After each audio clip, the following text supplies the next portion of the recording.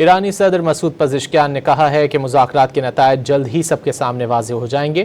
ابتدائی معاہدے کے تحت قطر سے $6 ارب کے منجمد اثاثے واپس کر دیے جائیں گے۔ ایران کی نیم سرکاری خبر ایجنسی تسنیم نیوز کے مطابق ایرانی صدر نے ایک بیان میں کہا کہ مفاہمتی یادداشت کی تمام شقیں ایران کے حق میں ہیں۔ قوم اور حکام کے اتحاد سے دشمن مذاکرات کی میز پر آیا اور اس کامیابی کو ضائع نہیں ہونے دینا چاہیے۔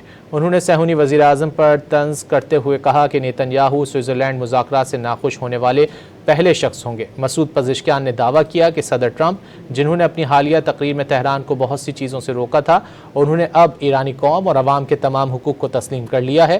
ایرانی صدر نے مزید کہا کہ امریکا کا واحد نقطہ یہ ہے کہ ایران کے پاس ایٹم بم نہیں ہونا چاہیے، جبکہ شہید رہبر اعلیٰ آیت اللہ علی خامنائی بھی یہی کہتے تھے کہ ایران کو ایٹمی ہتھیار نہیں چاہیے۔